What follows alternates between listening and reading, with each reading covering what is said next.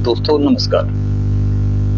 साथियों, प्रधानमंत्री मोदी 75 साल के हो चुके हैं जी।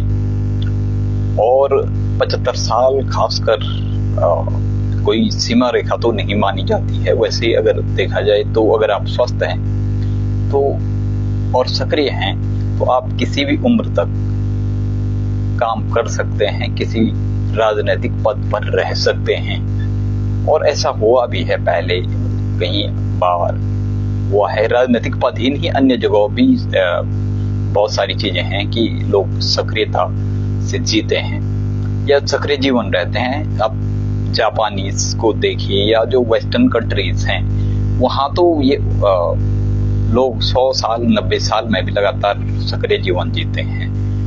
लेकिन भारत ये बात है तो भारत में तकरीबन मतलब इस उम्र को एक ऐसा माना जाता है 60-70 के बाद लगभग कहा जाता है कि अब आदमी को रिटायर हो जाना चाहिए, ऐसा कुछ माना जाता है। तो अब और अगर ये खुद जो भारतीय जनता पार्टी है खुद ने कह सकते हैं उन्होंने ये परिपाटी शुरू की है। ये परिपाटी उन्हीं लोगों ने शुरू की है क्योंकि जब मोदी का जो पहला कार्यकाल था 2014 में, मई 2014 में जब उनकी पहली बार ताजपोशी हुई थी, तो उस समय बीजेपी के जो शीर्ष नेता थे जो उम्रदराज हो चुके थे, चाहे वो लाल कृष्ण आडवाणी हो, मुरली मनोहर जोशी हो और भी कई नेता थे, लंबी चौड़ी फेहरिस्त थी, जिनको ये कहकर पार्टी के संरक्षक की भूमिका दी गई या कह सकते हैं कि पार्टी के मुख्य राजनीतिक भूमिका से अलग कर दिया गया कि उनकी उम्र ज्यादा हो गई। और उससे कुछ हद तक एक कंट्रोवर्सी भी पैदा हो गई थी कि लाल कृष्ण आडवाणी को संभवतः राष्ट्रपति बनाया जाना चाहिए था, नहीं बनाया गया। ऐसे अन्य बहुत सारे नेता हैं। तो ये जो परिपाटी शुरू की ये किसी अन्य पार्टी ने नहीं, खुद बीजेपी ने ही शुरू की है। तो अब ये देखना बाकी है कि प्रधानमंत्री नरेंद्र मोदी के बाद जो आने वाला 2029 का चुनाव लड़ा जाएगा वो किसके नेतृत्व में लड़ा जाएगा। क्या 2029 से पहले ही पीएम के रूप में किसी को प्रमोट किया जाएगा बीजेपी की तरफ से, या फिर 2029 तक इंतजार किया जाएगा, या 2029 के बाद की स्थितियां क्या रहेंगी। क्योंकि अब अगर बीजेपी की जो परिपाटी रही है या भारतीय राजनीतिक परिपाटी जो भी रही है उसके अनुसार तो 2029 के बाद उनको रिटायर हो जाना चाहिए, ये कहा जा रहा है। ये चलता आया है पहले भी लगभग, मतलब 80 साल के आसपास ही जो भी तमाम नेता हुए हैं, बहुत पहले भी चौधरी चरण सिंह से लेकर और मोरारजी देसाई से लेकर अटल बिहारी वाजपेयी से लेकर और भी बहुत सारी लंबी चौड़ी फेहरिस्त रही है नेताओं की, पीवी नरसिम्हा राव से लेकर जो लगभग 80 साल या उसके आसपास ही रिटायर हो गए थे सक्रिय राजनीति से। तो क्या प्रधानमंत्री नरेंद्र मोदी 2029 से पहले ही किसी और को प्रधानमंत्री के रूप में प्रमोट करना चाहेंगे, या अभी 2026-25 के बाद 2026 भी अब लगभग कह सकते हैं जल्दी आने वाला है। तो क्या फिर सवाल ये है कि अब क्या होगा, 2029 तक इंतजार किया जाएगा या 2029 से पहले पीएम किसी को प्रमोट किया जाएगा। और अगर ऐसा किया जाता है तो 2029 के बाद भी 2029 में भी या उससे पहले भी किसको प्रधानमंत्री एज ए प्रधानमंत्री के रूप में प्रमोट किया जाएगा। जैसे कि 2014 के चुनाव से पहले लगभग 2012 से ही ये कवायद शुरू की गई थी कि प्रधानमंत्री नरेंद्र मोदी को, उसमें वो गुजरात के मुख्यमंत्री हुआ करते थे, उनको एज ए पीएम प्रमोट किया गया था बीजेपी ने पीएम कैंडिडेट्स। तो क्या 2029 से पहले 2027 से ऐसी हवा बननी शुरू हो जाएगी कि किसी एक और चेहरे को बीजेपी में एज ए पीएम कैंडिडेट के रूप में प्रमोट किया जाएगा, अपग्रेड किया जाएगा या सामने लाया जाएगा। और अगर वो सामने आएगा तो कौन आएगा, या फिर उसके लिए 2029 तक का ही इंतजार किया जाएगा लोकसभा चुनावों का। और वो चेहरा कौन होगा जो चेहरा सामने आएगा जी। तो वो चेहरा ज्यादातर तो यही कह रहे हैं कि अमित शाह होंगे, कुछ अमित शाह कह रहे हैं, कुछ योगी को भी कह रहे हैं, जो योगी आदित्यनाथ हैं उत्तर प्रदेश के। और अब ज्यादातर अगर जो राजनीतिक पंडित कह सकते हैं, राजनीतिक विश्लेषक कहते हैं, उनका मानना है कि जो योगी आदित्यनाथ है वो he as a PM candidate BJP उनको प्रमोट करेगी आगे। लेकिन अधिकांश ये भी कह रहे हैं कि अमित शाह को के ज्यादा चांस बनते हैं, क्योंकि अमित शाह का केंद्रीय नेतृत्व पर ज्यादा पकड़ है। अब अगर इन दोनों के अलावा भी क्या और विकल्प रह जाते हैं, वैसे इन दोनों के अलावा भी कोई विकल्प हो सकते हैं, लेकिन वो विकल्प पहले सामने आज तक आए नहीं, जो सशक्त दावेदार दो ही हैं। वैसे इससे पहले एक दौर ऐसा भी था कि नरेंद्र मोदी से पहले शिवराज सिंह चौहान दमदार नेता माने जाते थे। अगर आप 2010 तक की ही बात करें तो 2010 तक भी और 2012 तक भी शिवराज सिंह चौहान एक दमदार नेता माने जाते थे। लेकिन अचानक से नरेंद्र मोदी को as a PM candidate promote किया गया, या पीएम इन वेटिंग जो भी कहते हैं। पीएम इन वेटिंग के रूप में तो लाल कृष्ण आडवाणी थे, वो कभी बन नहीं पाए। और जब उनको राष्ट्रपति बनाने की बात चली तो तब कहा गया कि उनकी उम्र ज्यादा हो गई। जो भी है, बहरहाल अभी भी वो पर्दे के पीछे नेपथ्य ही, लेकिन वो कभी कभार यदा कदा अपने बातें कहते रहते हैं और उनका दर्द उभर के भी सामने आता कई बार, चाहे वो मुरली मनोहर जोशी ही क्यों ना हो। तो अब सवाल यह है कि अब अगर अमित शाह को as a PM candidate promote किया जाता है, बीजेपी प्रमोट करती है, तो अमित शाह में क्या बात है उतनी? क्या अमित शाह के एज ए पीएम प्रमोट करने, as a PM candidate promote करने के बाद क्या बीजेपी की भावी मौजूदा या दूरगामी रूप से कहें या तात्कालिक रूप से कहें राजनीतिक भविष्य पर क्या असर पड़ेगा? कितना जो जनाधार है वो बढ़ेगा, घटेगा, नफा नुकसान क्या होंगे? वो बात भी बड़ा सवाल है वो। और अगर योगी आदित्यनाथ है तो अगर उनको as a PM candidates promote किया जाता, अपग्रेड किया जाता है, तो तब क्या होगा? ये कुछ बड़े सवाल हैं। तो दोस्तों, सवाल के आईने में और सवाल के अक्स में अगर हम दोनों चीजों पर निगाह डालें तो योगी आदित्यनाथ को अगर as a PM candidate promote किया जाता है तो भारत में, चूंकि उत्तर भारत में ज्यादातर हिंदुत्व पर ही जोर रहता है और योगी आदित्यनाथ की जो छवि है वो कट्टर हिंदूवादी की मानी जाती है।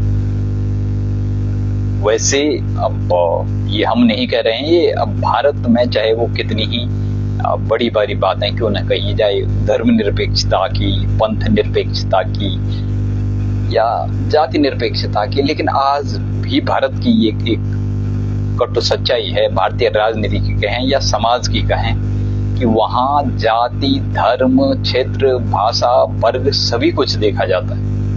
हालांकि पश्चिमी देशों में ऐसा नहीं है, अब वो भी कर रहे हैं। वैसे आपने देखा होगा पश्चिमी देशों में भी वो चल रहा है। एक जमाने में अमेरिका पूरी दुनिया के टैलेंट को अपने यहाँ वेलकम करता था, यूरोपियन कंट्री, लेकिन आज वहां पे प्रोटेस्ट हो रहे हैं कि बाहरी लोगों को यहाँ आने ही मत दो, उनका बाइकआउट करो। लेकिन जाति, धर्म, वर्ग, भाषा, संप्रदाय, इसकी राजनीति वहां अभी भी वैसी होती नहीं उस रूप में। वहां ज्यादा इतनी सारी पार्टियां भी नहीं होती हैं, कि दर्जनों सैकड़ों पार्टियां हैं और प्रत्येक पार्टी, तो छोड़िए पार्टी के जो कैंडिडेट होते हैं वो धर्म, वर्ग, संप्रदाय, जाति, भाषा, क्षेत्र, इसी तर्ज पे चुनाव लड़ते हैं और जीतते भी आए हैं।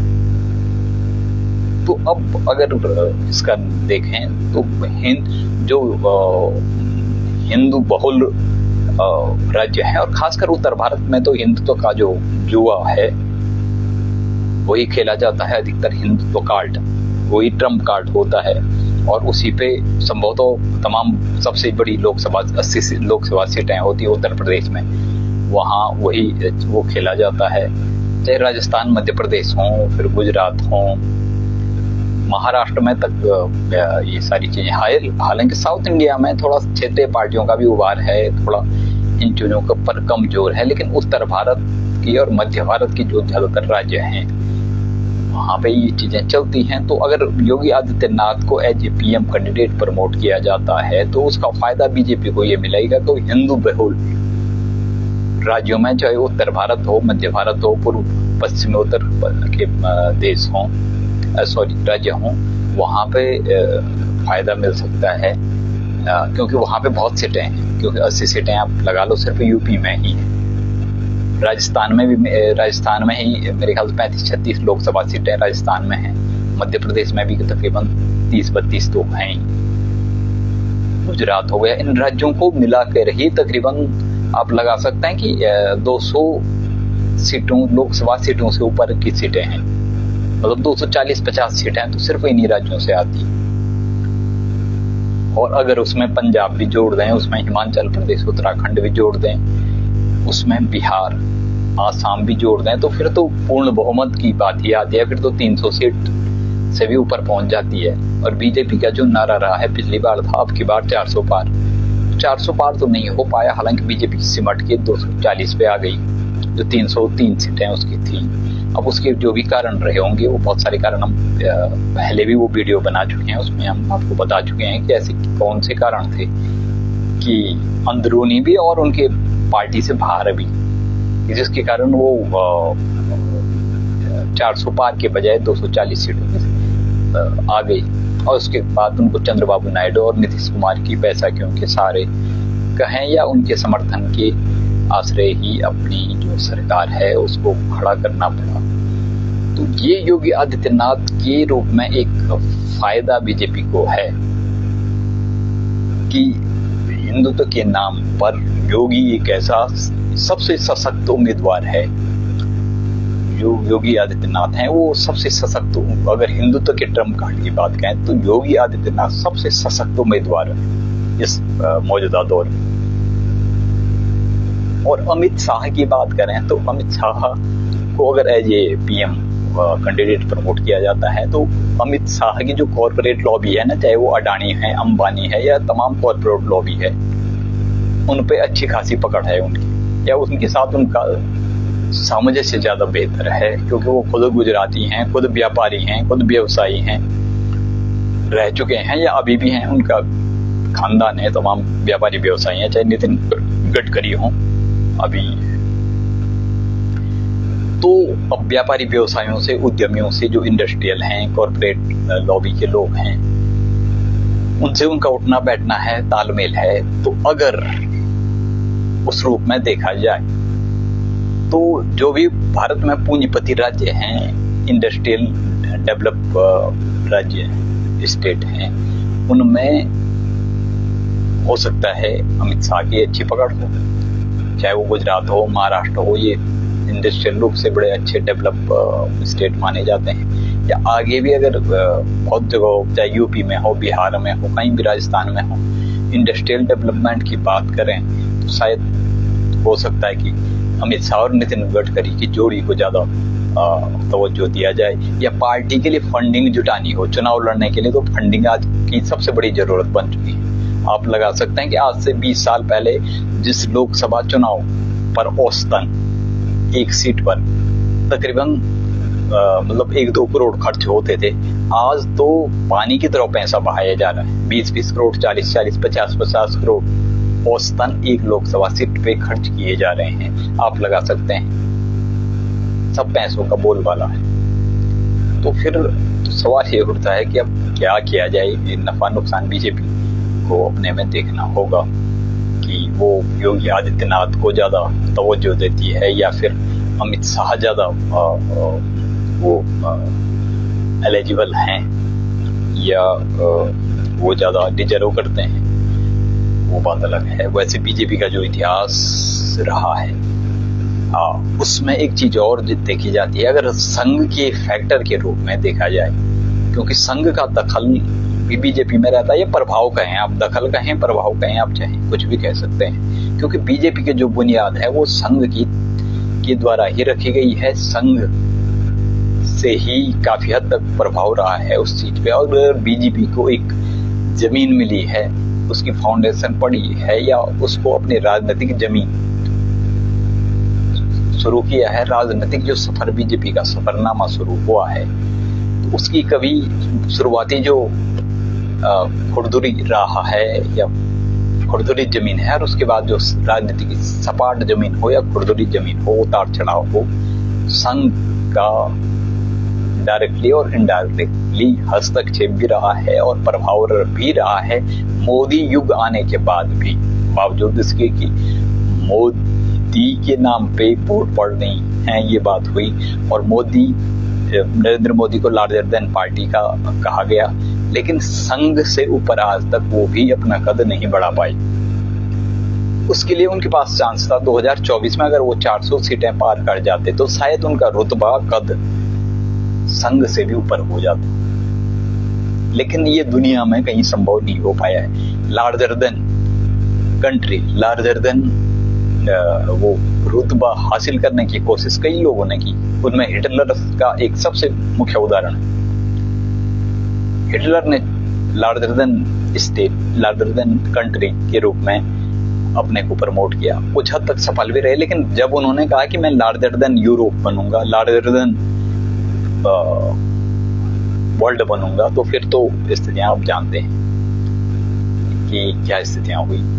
क्योंकि आप जब भी लार्जर देन वाली बात आती है ना, यानी अतिवादी, तो उसको दरअसल अब लार्जर देन होना कोई खराब भी नहीं है, क्योंकि लार्जर देन लाइफ, क्योंकि हमारा जो अध्यात्म है वो भी वही कहता है कि आदमी एक सामाजिक प्राणी है, लेकिन उसको सामाजिक प्राणी से ऊपर उठाकर उसकी सर्वश्रेष्ठ संभावनाओं, संपूर्णता की ओर अग्रसर किया जाए, तो वो भी लार्जर देन लाइफ ही होता है भाई। लेकिन समस्या ये है कि लार्जर देन लाइफ हो, क्योंकि मनुष्य जो है वो जंगल से निकला हुआ है, वो भी प्राणी जंतु ही है। जंतु की जो प्रवृत्तियां होती है ना, मतलब जानवर की जो प्रवृत्तियां होती हैं, तो हम भी जानवर ही हैं। हम कितने सभ्य बनने का नाटक करें, कोशिशें करें, ड्रामे करें, दिखावे करें, लेकिन आंतरिक रूप से हमारी जो दबी हुई भावनाएं हैं, और जैव विकास के सिद्धांत को भी देखें तो उन्हीं एक कोश के जीवों से अन्य जीव निकले हैं, कर्मिक विकास के उसमें, और उन्हीं एक कोश के जो समुद्र में हुए, उन्हीं एक कोश के जीवों से हमारी भी निकली है, तो सबका मूल एक ही है। लेकिन अगर अध्यात्म की बात करें तो अध्यात्म ने एक संभावनाएं पैदा की थी कि मनुष्य को जानवर के स्तर से ऊपर उठा के एक ऐसे स्तर तक पहुंचाया जाए कि उससे संपूर्णता का एहसास हो, पूर्णता, परिपूर्णता और संपूर्णता का एहसास हो। वो एक जानवर की जो प्रवृत्तियां होती है, जो मन, बुद्धि, इंद्रियों से प्रेरित होती हैं, या न्यूरॉन से प्रेरित होते हैं, या हार्मोन से प्रेरित होती हैं, उन प्रवृत्तियों से ऊपर हो आदमी, ये अध्यात्म ने भी कहा है भाई। लेकिन समस्या तब आती है कि जब इस चीज पे आगे जो भी बढ़े, चाहे वो वैज्ञानिक हो, चाहे साइंटिस्ट हो, पॉलिटिशियन हो, दुनिया ने उनको स्वीकार भी किया, लास्ट में उनका बाइकआउट भी किया। सबसे ज्यादा नफरत पता है किससे की जाती है? लोग बोलते हैं झगड़े के 3 कारण होते हैं, जड़, जोरू और जमीन, लेकिन ये सच बात नहीं है। सबसे नफरत उस आदमी से की जाती है जो लार्जर देन लाइफ हो जाता है। जी, आपने चाहे वो ईसा मसीह हैं, महात्मा बुद्ध हैं, राम कृष्ण हैं, परशुराम हैं, हिटलर भी लार्जर, हिटलर को भले ही आप जल्लाद के रूप में लें, लेकिन वो भी लार्जर देन लाइफ की ही यात्रा पे चल रहा था। लार्जर देन कंट्री, वो सारी प्रवृत्तियां इसलिए आती हैं जब आदमी मानता है कि मैं लार्जर देन लाइफ हूँ। लार्जर देन लाइफ का मतलब होता है जो दुनिया ट्रेडिशनल 99.99% जनता जिस ट्रेडिशनल उस पर चल रही है, मैं उससे ऊपर वो करूं, मेरी कमियां, कमजोरियां, मजबूरियां उस रूप में नहीं हो जैसे एक मानवीय कमियां, कमजोरियां, मजबूरियां होती। लेकिन दुनिया ने उनको सबक सिखाया, आप देखते हैं, क्योंकि समाज जो है वो बर्दाश्त नहीं करता है। वो ये बर्दाश्त तो कर लेता है कि कोई भ्रष्ट हो, लेकिन उसका वो समाज के अनुकूल हो, मतलब समाज की समानता हो, समाज के बराबर हो, समाज के साथ उसका लेन देन का संबंध कायम रखा जा सके, वैचारिक रूप से हो या चीजों के रूप में हो। लेकिन अगर वो समाज से ऊपर उठ जाता है, सामाजिक प्रवृत्तियों से ऊपर उठ जाता है, या जो मानव की जानवर जैसी प्रवृत्तियां होती हैं उनसे ऊपर उठ जाता, तो समाज ही उसको बर्दाश्त नहीं करता। इसलिए उनका बहुत ज्यादा बाइकआउट होता है उन लोगों का। खासकर आपने देखा होगा यहाँ पे कृष्ण उनको भगवान के रूप में लें या आदमी के रूप में, उनका जबरदस्त बाइकआउट हुआ था। वो फिर भाग के वहां चले गए थे, वो क्या बोलते हैं, आज उनको पूछते हैं, लेकिन उनके टाइम पे सभी लोगों ने, उनका जो भी राजाओं का संघ था, उन्होंने बाइकआउट कर दिया।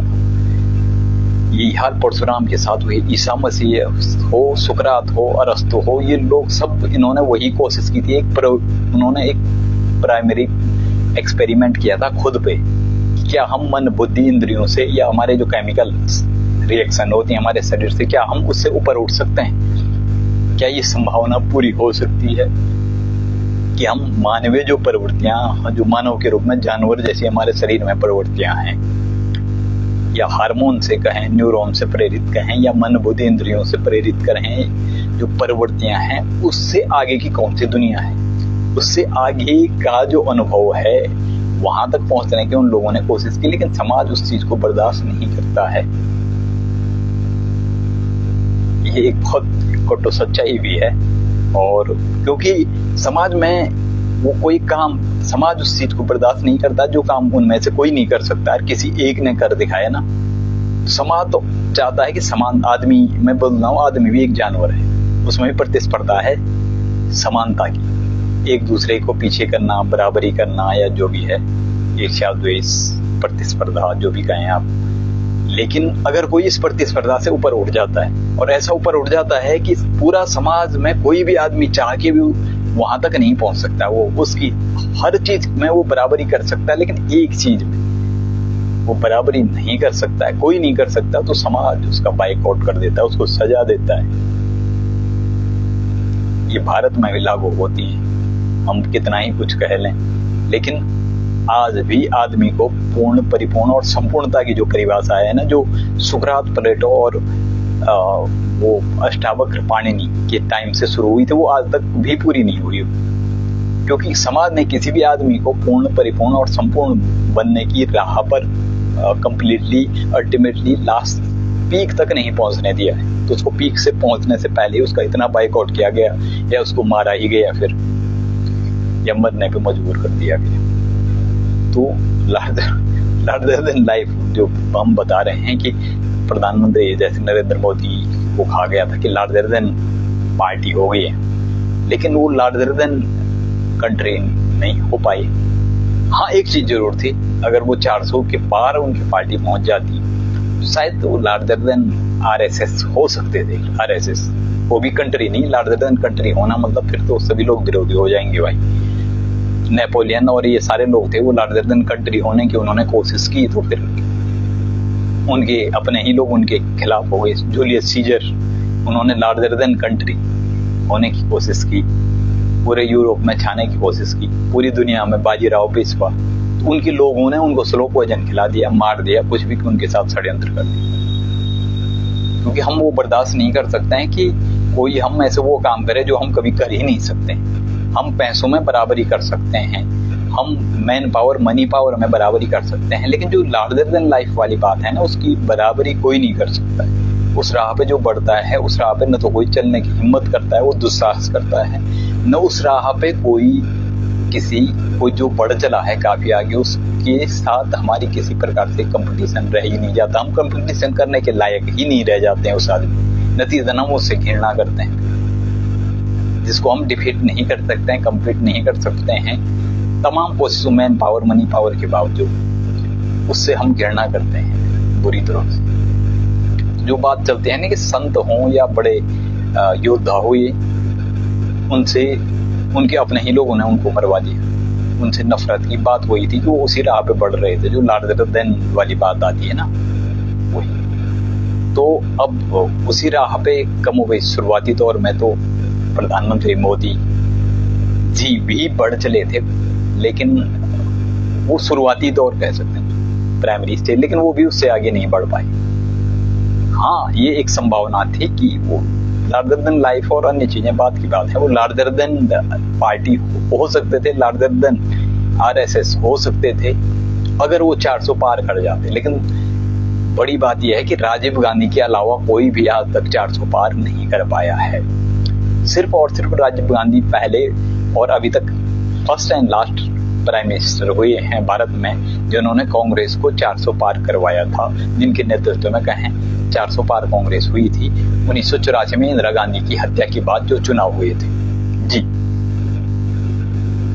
आज तक उस इतिहास को कोई दोहरा नहीं पाया। लेकिन तब भी राजीव गांधी को लार्जर देन पार्टी नहीं कहा गया था, क्योंकि वो इंदिरा गांधी की जो शहादत हुई, उनको मारा गया, उसके बाद पूरा देश मतलब की सहानुभूति इतनी बढ़ चुकी थी।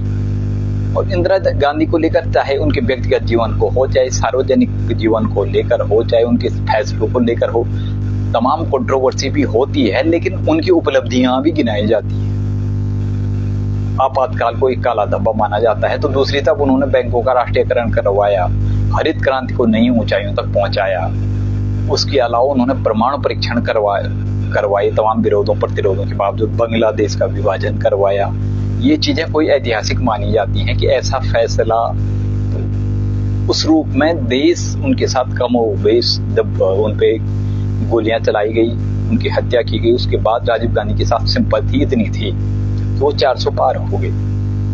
तब भी उनको लार्जर देन, लेकिन प्रधानमंत्री नरेंद्र मोदी के पास ये उपलब्धि है, ये एक मौका था, बहुत बड़ा मौका। शायद वो मौका किसी को मिलना बहुत मुश्किल है 2024 में कि वो 400 पार पहुंच पाते, तो वो शायद larger than BJP, larger than RSS बन जाते। तब भी वो लार्जर देन कंट्री तो नहीं बनते, लेकिन इतना तो था। लेकिन वो मौका शायद मिला नहीं। मौका मिलना तो दूसरी बात है, वो अपने 300 से ऊपर के आंकड़े को भी नहीं पार कर पाए। ये स्थितियां हैं। तो अब ये देखना बाकी है कि अगर नितिन गडकरी को आगे करते हैं, अमित शाह को आगे करते हैं, तो बीजेपी को कितनी सीटें मिलती हैं। अगर योगी आदित्यनाथ को आगे करते हैं तो बीजेपी को कितनी सीटें मिलती हैं, क्योंकि दोनों तरफ से नफे नुकसान है। क्योंकि अगर व्यावसायिक रूप से, औद्योगिक रूप से हो या कॉर्पोरेट लॉबी से ज्यादा बढ़िया संबंध अमित शाह के हैं, तो जो हिंदुत्व वाले वोटर हैं, हिंदू वोटर हैं, उनके बीच कट्टर हिंदुवादी छवि होने के कारण योगी आदित्यनाथ की पकड़ ज्यादा है। और चुनाव में दोनों चीजें चाहिए। चुनाव में पैसा को भी प्राथमिकता दी जाती है, संसाधन और पैसे को, और चुनाव में एक वोट का जो वोट कैडर है या कैडर वोट है, या उसके अलावा जो धर्म, भाषा, क्षेत्र, वर्ग, जाति पर आधारित वोट है, उनको भी तवज्जो दी जाती है। तो फिर एक रास्ता और बीजेपी के पास रह जाता है, क्योंकि योगी आदित्यनाथ भी अभी इस उम्र में है कि वो अभी इंतजार कर सकते हैं। तो संभवतः 2029 में अमित शाह को ही पहले मौका दिया जाए, क्योंकि अमित शाह उम्रदराज हैं, मतलब योगी आदित्यनाथ से। तो ये कहा जा सकता है कि अभी अमित शाह को as a PM candidate introduce किया जाए, प्रमोट किया जाए, और योगी को मतलब 5-10 साल तक वेट करने के लिए कहा जाए। उनको कोई और भूमिका, केंद्रीय भूमिका दी जाए, उनको केंद्र में कुछ और पद दिए जाए, उनको गृह मंत्री या अन्य मंत्रालय को दिया जाए, उनको जो महत्वपूर्ण हो। तब तक उनका अनुभव भी हो जाएगा। और तो मुझे तो लगता यही है, मेरा जो तमाम वीडियो का जो विश्लेषण था उसका मैं अंतिम पड़ाव पे आ चुका हूं, और अंतिम पड़ाव पे मैं यही कह सकता हूं कि शायद पहले अमित शाह को मौका दिया जाएगा 2029 में, और उसके बाद, जो कि वो अभी ज्यादा उम्र है नहीं, योगी आदित्यनाथ के पास अभी राजनीतिक जीवन के लिए 30 साल बचे हुए हैं मेरे ख्याल से। तो 30 साल बचे हुए हैं, तो जाहिर सी बात है कि अभी वो 10 साल वेट कर सकते हैं। तो 2029 के बाद शायद उनको केंद्र में कोई महत्वपूर्ण मंत्रालय दिया जाएगा। वो गृह मंत्रालय हो सकता है, वो रक्षा मंत्रालय हो सकता है, वो विदेश मंत्रालय हो सकता है। वो जिम्मेदारी उनको दी जाएगी, और उसके बाद अमित शाह के बाद उनको, ये बीजेपी की रणनीति है, स्ट्रेटेजी जो है, जो वो है। लेकिन सवाल ये है कि अगर अमित शाह को मौका देते हैं और अगर बीजेपी पूर्ण बहुमत से मेजोरिटी में नहीं आ पाई, तो फिर क्या होगा? फिर तो सारे जो प्लानिंग है वो बिखर के रह जाएगा ना। और अगर एक बार बीजेपी के हाथ से सत्ता फिसल गई, तो फिर आपको पता ही है कि सत्ता एक बार फिसलने के बाद, हाथ से निकलने के बाद, दोबारा वहां काबिज होना, फिर पहुंचना एक दूर की कौड़ी या बहुत टेढ़ी खीर हो जाती है। बड़ी मशक्कत करनी पड़ती है उसके लिए। तो अब इस बात की क्या गारंटी है कि अमित शाह को as a PM candidate promote करने के बाद बीजेपी जीतेगी ही जीतेगी, इस बात की कोई गारंटी है नहीं। लेकिन फिर भी एक ऑप्शन ये रह जाता है कि अभी 240 सीटें मिली, ऐसा गठबंधन बीजेपी आगे भी जारी रख सकती है। एक संभावना ये भी बनती है, क्योंकि 2029 में भी लगभग ऐसा ही संभावना है कि बीजेपी ही सबसे बड़ी पार्टी बनेगी, चाहे उसको 240 सीटें मिले, 230 सीटें मिले, 220 सीटें मिले या 250 सीटें मिले, सबसे बड़ी पार्टी तो बीजेपी के रहने की ही संभावना है। क्योंकि कांग्रेस ने भी वो छवि, कांग्रेस इतने सालों तक एक फ्रंट फुट पे एक जो ओपोजिशन में होता है वैसे रहा नहीं है। उस हिसाब से कांग्रेस ने अपना जज्बा दिखाया नहीं है, जैसे वो इंदिरा गांधी के टाइम पे या राजीव गांधी के टाइम पे कांग्रेसियों, पीवी नरसिम्हा राव तक भी और सोनिया गांधी तक भी कांग्रेसियों में तो आपस में ही कोई पता नहीं है कि कब वो बीजेपी में चले जाएं। क्योंकि आज तो ये है ना कि भ्रष्टाचार ही आचार विचार शुचिता संस्कार चाल चरित्र और चेहरा बन चुका है। तो जिस पे भ्रष्टाचार के आरोप लगते हैं वो सीबीआई, ईडी या तमाम जो भी हैं केंद्रीय एजेंसियां, उनसे बचने के लिए वो बीजेपी में चले जाता है या सरकार में शामिल हो जाता है, चाहे वो लोकसभा के माध्यम से हो, राज्यसभा के माध्यम से हो या विधानसभाओं के माध्यम से हो, और फिर बच जाता है। तो इसलिए कांग्रेस के आपस में जो बड़े बड़े नेता हैं उन्हीं का कोई पता नहीं है। आपको जान के ताज्जुब होगा कि गुलाम नबी आजाद से लेकर और आपके जो मध्य प्रदेश में थे जो इससे पहले मुख्यमंत्री तो कांग्रेस के कमलनाथ, उनकी तक बीजेपी में जाने की कयास लगाए जा रहे थे। ज्योति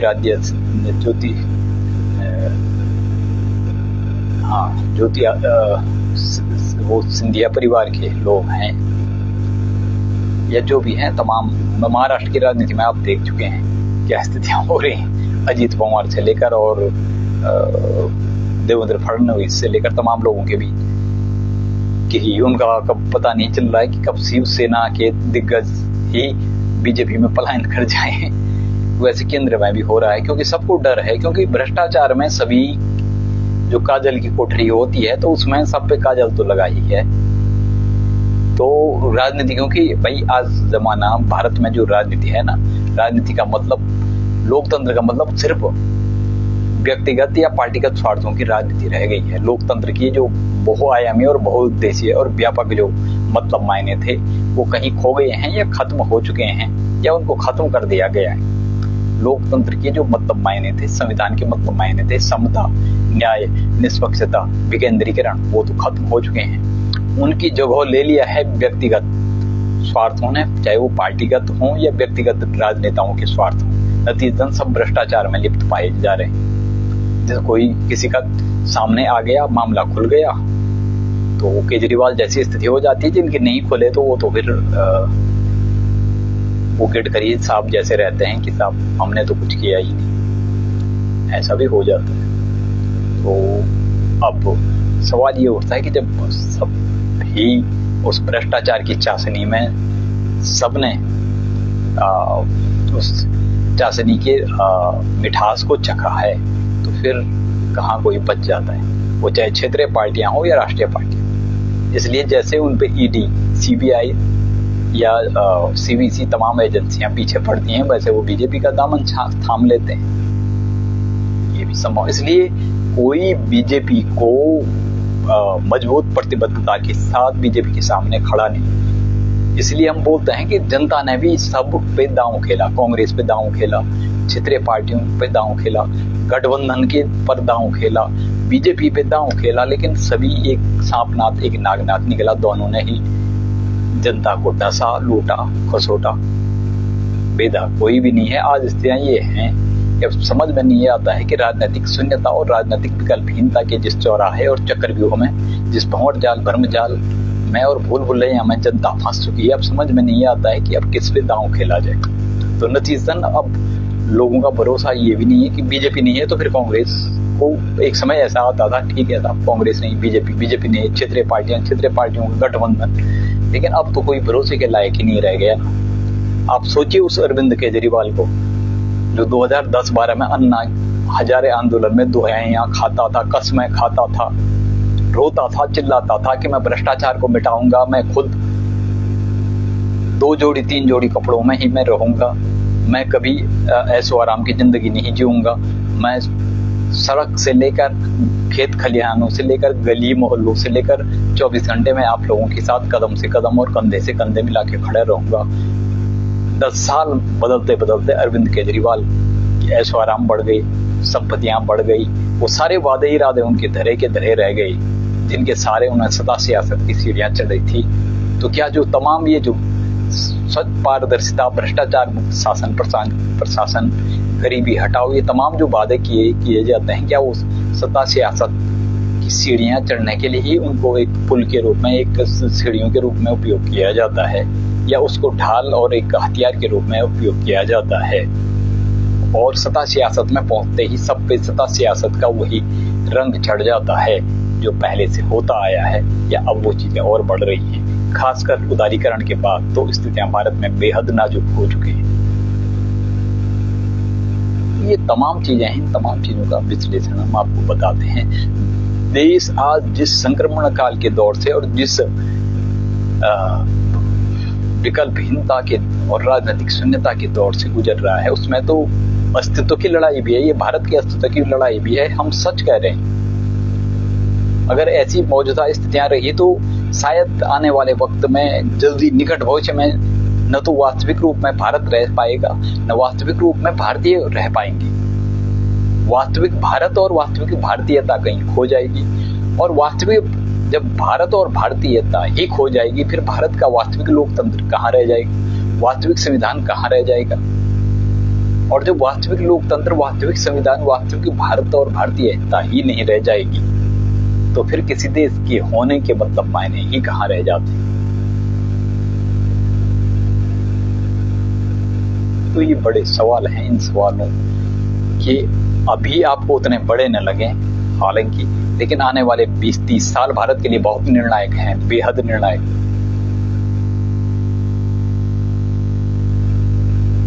और ये अस्तित्व की जद्दोजहद है। अगर ये जद्दोजहद में भारत पिछड़ गया, चूक गया, तो संभवतः तो भारत के पास बहुत ज्यादा टाइम है नहीं। मैं पहले भी वीडियो में बता चुका हूं, बहुत सिर्फ 30 साल बचे हुए। 2050 जी, वो एक ऐसी डेडलाइन है कि उसके बाद शायद कुछ करने, खोने, पाने जैसी स्थितियां ही नहीं रह जाएंगी भाई।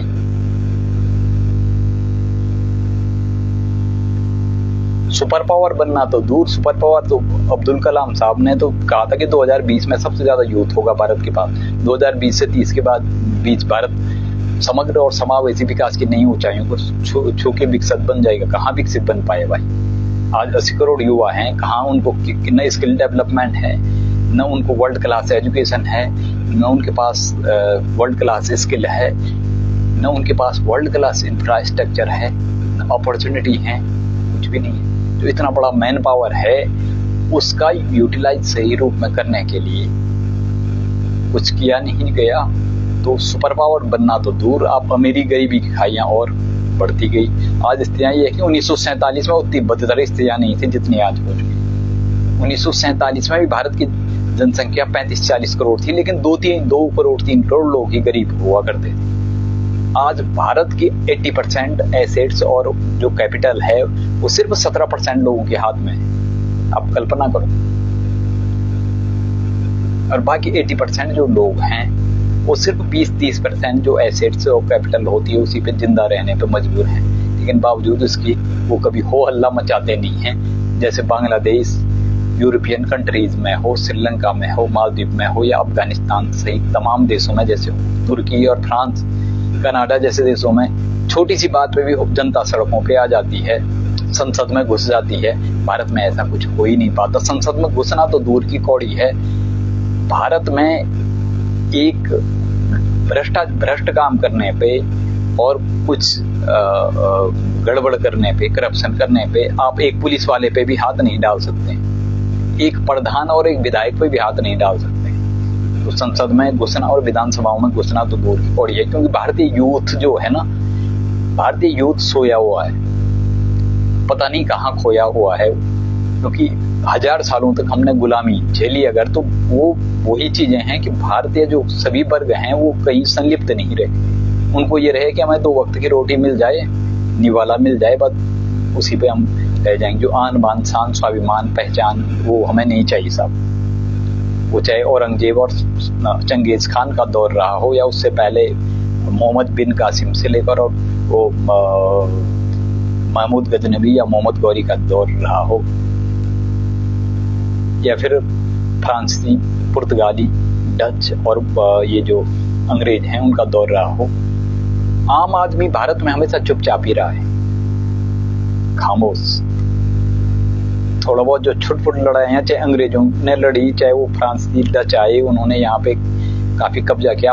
आपने शायद इतिहास अगर सही नहीं पढ़ा है तो एक समय फ्रांस की ज्यादा कब्जा था भारत पे, काफी समय तक, तकरीबन 50-60 साल तो ऐसे रहे कि दक्षिण भारत के तमाम राज्य फ्रांस के ही आधिपत्य में सांस ले रहे थे।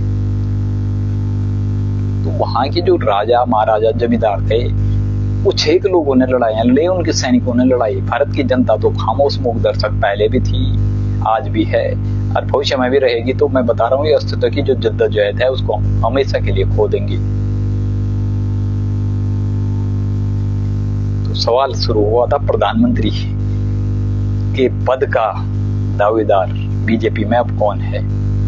मोदी साहब तो 75वां जन्मदिन मना रहे हैं, ये उनको शुभकामनाएं हैं हमारी भी, और ये भी है कि वो देश के लिए चाहें तो अभी भी कुछ कर सकते हैं। जो कुछ साल बचे हुए हैं, कुछ ऐतिहासिक, कुछ रचनात्मक, मील का पत्थर या कुछ इतिहास की एक मिसाल कायम कर सकते हैं, नजीर पेश कर सकते हैं, प्रेरणा प्रोत्साहन के रूप में, मार्गदर्शन के रूप में भी, या इतिहास की एक नई परिभाषा गढ़ने के पास अभी भी समय है उनके पास।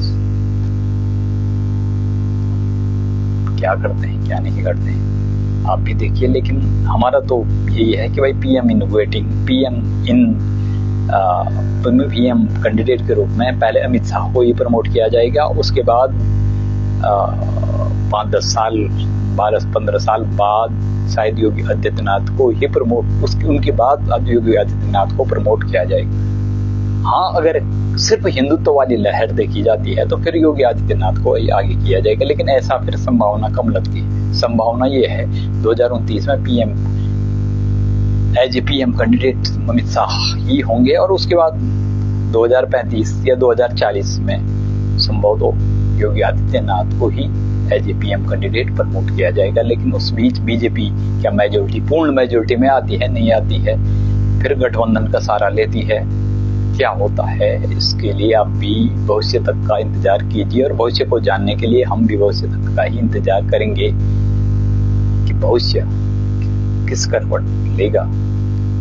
लेकिन है ये भारत के लिए निर्णायक अवसर, भारतीयों के लिए भी निर्णायक अवसर है। ये जद्दोजहद और अस्तित्व की भी अंतिम लड़ाई है। ये देखना बाकी है कि इसमें हम कितना सफल होते हैं, कितना नहीं होते हैं। 2050 जी 2050 एक ऐसी डेडलाइन है, ड्रीम लाइन है, या कुछ भी कहें आप। वहां पहुंचने के बाद ही हमें पता चलेगा कि हमारे पास कितना हमने पाया है, कितना खोया है, या फिर खोने पाने की स्थितियां भी रह गई हैं या नहीं रह गई। बहुत बहुत शुक्रिया, बहुत बहुत धन्यवाद। तो साथियों, एक और वीडियो के एपिसोड में आप लोगों से और समसामयिक मुद्दों के तमाम हमारा विश्लेषण जारी है, एक्सक्लूसिव और एक तमाम ग्राउंड रिपोर्ट हो, एक्सक्लूसिव स्टोरी हो या इनसाइडर स्टोरी के साथ लगातार हम आपसे बने रहेंगे। बहुत बहुत शुक्रिया, नमस्कार, जय हिंद, जय भारत, वंदे मातरम।